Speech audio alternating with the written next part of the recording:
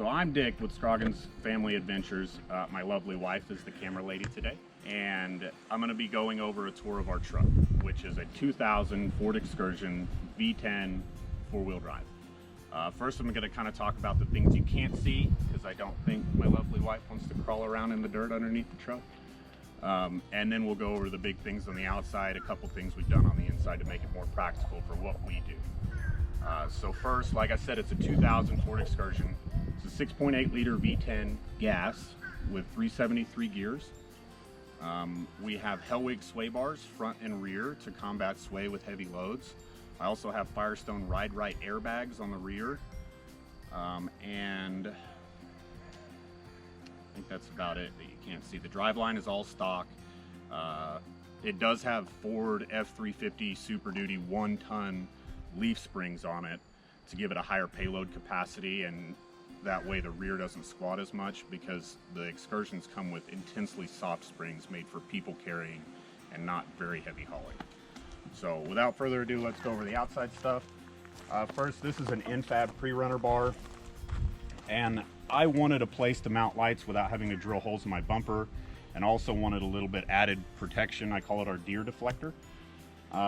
3 Hella 55 watt halogens on the front with 2 LED spots, and then an LED light bar. All those came from Tractor Supply.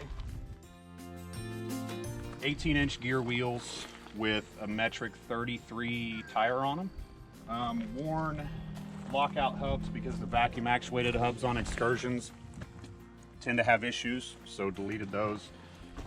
The mirrors, ours came with the tiny little mirrors, and they did not work for towing, so these are off an 07 Super Duty. The wires weren't exactly the same, but I did retain heat and power, so that's all I cared about. Stock running boards. This is one of the most obvious things on our truck. This ladder rack was made by Rebel Fabrication. I believe they're in Alabama. And it's super convenient for us because we haul 4 kayaks with us full time. So it's a tall truck, and it just makes it so much easier being able to climb up the side, strap everything down, position the kayaks just how they need to be, and not have to worry about stepping on the leather or climbing on the tire and slipping and getting hurt. So this is one of my favorite additions, and we do have ladders on either side.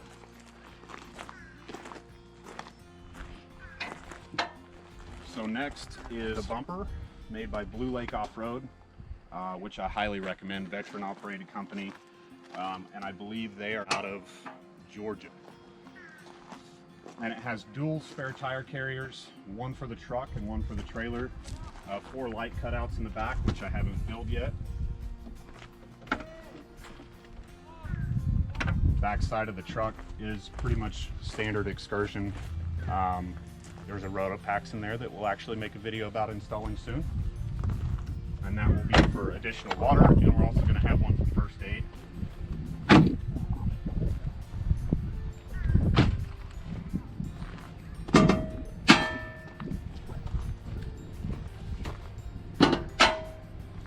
And one of the reasons that we've done a dual tire carrier, which as far as I know there's not another Excursion out there with one, is the terrible placement and mounting location of the trailer spare. We have a toy hauler, so we don't have a back bumper, and the factory tire was sandwiched underneath almost the middle of the trailer on a winch setup like most standard pickup trucks. And it's a heavy steel wheel with a heavy 12-ply tire, so it's very difficult to get out. And it sucks crawling on the ground, messing with a winch and cables and tires on the ground, you know, 3 feet away from semis buzzing by your head.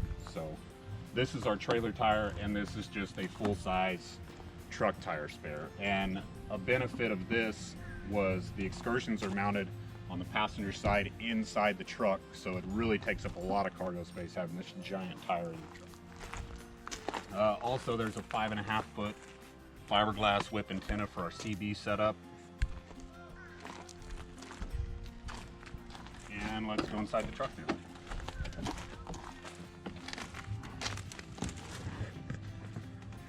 So I think the first and most obvious thing is the CB radio.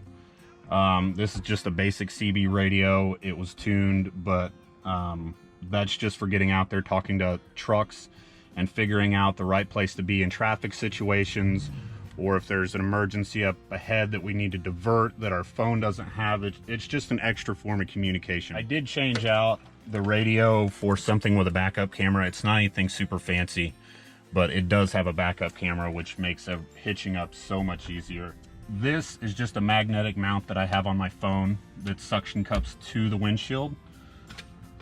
We have extra USB ports. I think this came from Walmart. The 99 to I think 03 Super Duties had very, very shallow cup holders. They were only about half this depth. So this one came out of, I think, an 04 or 05. The later models had much deeper cup holders. This is all the switches and all the things for our lights. Sasquatch lights are the fronts. Then we have the rears, which are not installed yet. And then this is just an extra power port with 2 more USBs. There's also the Takancha Prodigy brake controller, which is an electronic brake controller for our trailer.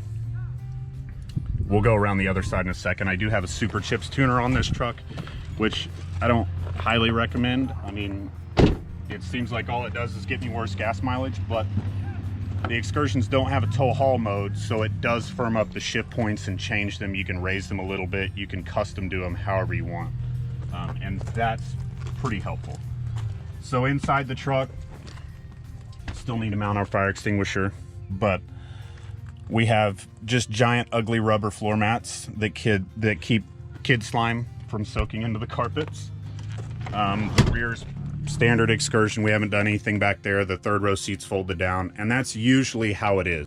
Our Dane has his bed on top of the third row seat. That way he can look out the windows and, you know, enjoy the drive as much as we do. And let's go over to the other side and I'll kind of walk you through the Super Chips tuner, and then I think that's it. And like I said, we have ladders on both sides of the truck.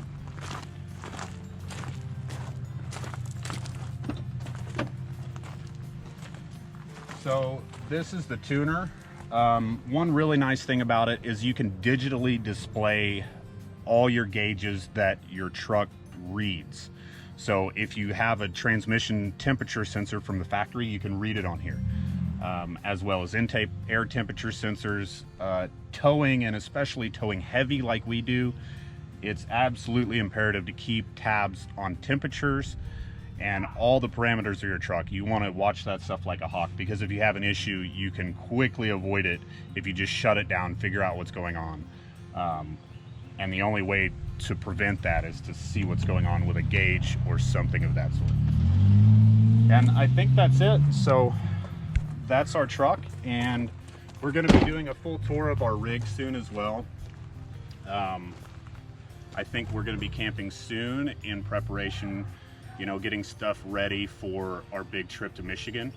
And we're going to do a couple dry runs with all the motorcycles, bicycles, kayaks, all that stuff. So be looking for a tour of our trailer as well.